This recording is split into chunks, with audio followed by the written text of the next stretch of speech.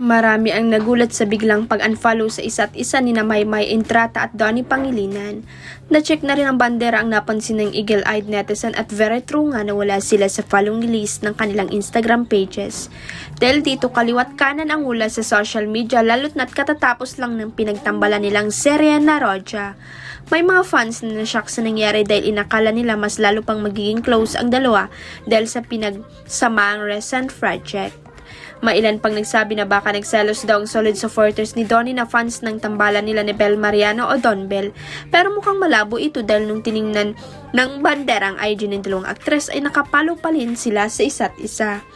At ang isa pang nagpapainit sa issue ay yung kumakalat na chikang baka pinagsiselosan ng boyfriend ni Maymay na si Joaquin Enriquez si Donnie kaya nauwi umano sa pag-unfollow ang aktres.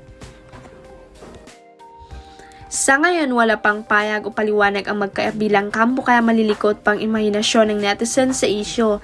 At para sa mga hindi aware, ang Roja ang huling proyekto ni Maymay at Donnie kung saan unang nasilayan ang kanilang tambalan.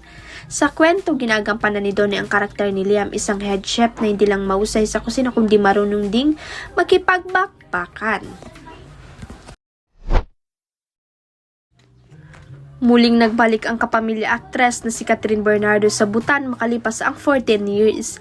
Tila nag-reminisce ang dalaga sa lugar kung saan kinuna ng kanyang hit series na Frances and I na pinagbida nila nina Daniel Padilla at Enriquel at Khalil Ramos. Sa kanyang Instagram page, nagpost si Catherine ng isang montage ng kanyang adventure. Wanna go hiking with me, nakasaad si video ng dalaga.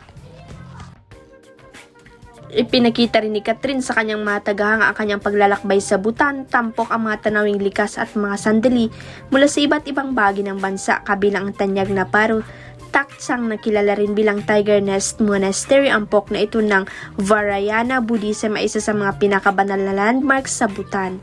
Ipinalabas ang Frances and I sa ABS-CBN primetime bida lineup mula 2012 hanggang 2013, kinuna ng serye sa parehong Butan at Pilipinas. Huwag kalimutan ang subscribe button at i-ring ang notification bell para sa latest chika updates.